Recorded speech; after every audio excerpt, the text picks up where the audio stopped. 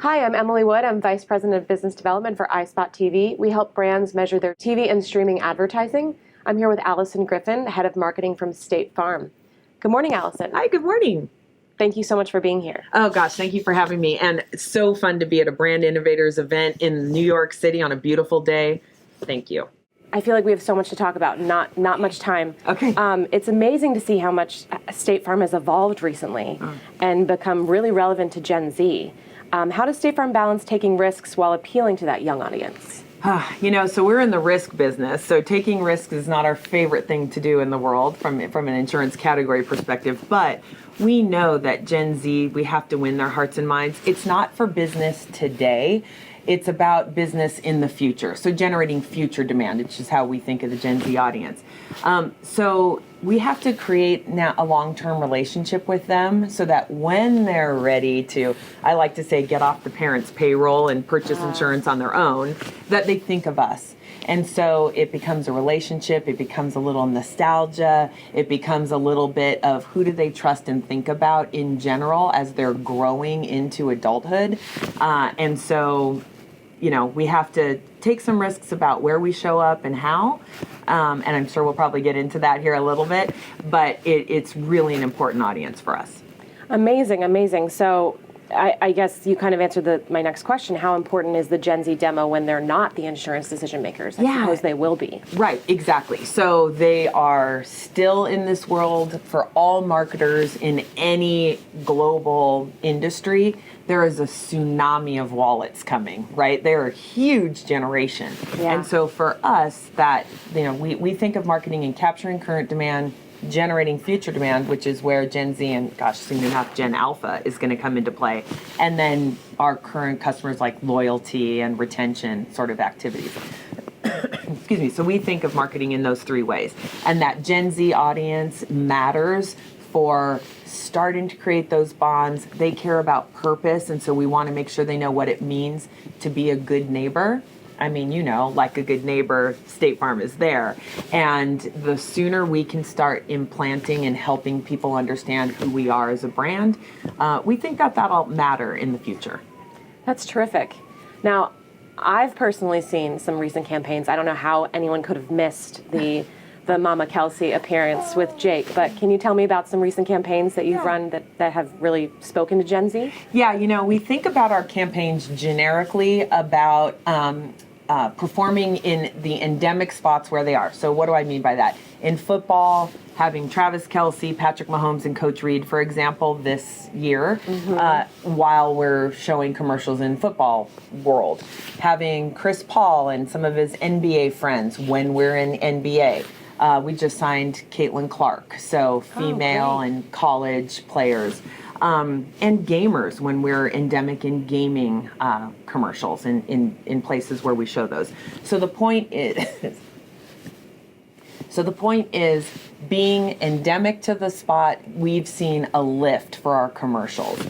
And then football is just, we're prolific advertising in sports. And so that, I like to call her Mama Ma'ato as a nod to our Mahomes Ma'ato commercial this year.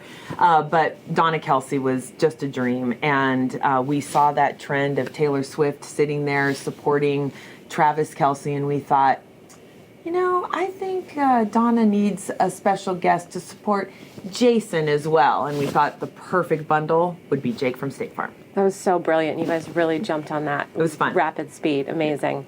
So do you recommend any strategies to brands who are also trying to reach that Gen Z demographic?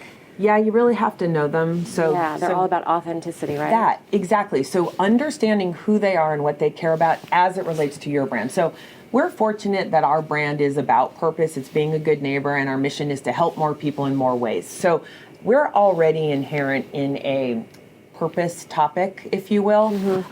It matters that we're there for people in communities across the United States. And so we have to show up authentically and represent that. So Jake from State Farm is the personification of what it means to be a good neighbor. He doesn't sell products. You'll never see him doing that. He's just there to be our brand and represent who we are. And we think that that's a good connection point with a generation that cares very much about purpose. But also, we place our assets in the places where this audience is. And I recommend for brands to think about where can they show up authentically. So we have Jake from State Farm in gaming. So he was the first non-playable character in NBA 2K. Gosh, there are so many young kids who know Jake from State Farm just from that. That's amazing. Yeah, it's fun. Or putting him in the metaverse in State Farm Park on iHeartland is another thing that we've done. Again, thinking about where that customer or potential customer is, lives, and dwells, and being there for them in the environment they want to be in. Amazing. It sounds fun. It is fun. I think I have the best job out there, actually. That's so cool. Yeah. So I have to get to some questions about women in leadership. Okay. So in the traditionally male-dominated industry of insurance, how has your experience as a woman in leadership really shaped, not only the brand but your approach to marketing in general? Yeah, thank you. I'll say that I'm very fortunate to be at State Farm. So State Farm is, Midwest values, been around for over 100 years. In the marketing management chain, it's all women, actually. My direct boss, me, and the 2 layers beneath me are led by females. And that's rare, I think. It is. And so I'm really fortunate that that's just, diversity of thought and diversity of kinds of people and opinion matter. Because we're appealing to every demographic across the United States. I mean, literally, from the far crazy to the other far crazy, whatever, and everything in between. And so for us, it matters very deeply that we represent all of that. So I'm fortunate that I'm in a spot like that. But, I grew up in the tech industry, so I spent almost 30 years at Hewlett-Packard and Intel, and it was very male-dominated. But I will say, I think men sometimes get a bad rap. Some of my best mentors and champions were men. Mine in too. the tech industry. Yeah. Yeah, thank you. And so to me, it matters me to be a mentor and to give back, to champion men and women, to champion all kinds of ideas. And as marketers, we know you have to have diversity of thought. You can't be in an echo chamber. Absolutely, absolutely. What unique qualities and perspectives do you think women bring to leadership roles, and how has it affected State Farm's culture performance? Obviously, you said there's so many women in leadership already. Yeah, there are. And, look, there's a big mix across the board, and I was referring specifically to marketing of that heavy up women focus. But, look, women bring diversity of thought and ideas, and again, as we're selling insurance around life stages, marriage, babies, children, first cars, whatever. I mean, if we don't understand that women are part of the decision makers in families, and we don't understand their perspective on how these life stages matter, then we wouldn't be able to attract our customer base. Absolutely. So last question. Yes. If you could go back in time and give advice to your younger self. Okay. Any words of wisdom? Yeah, I'd say trust your gut.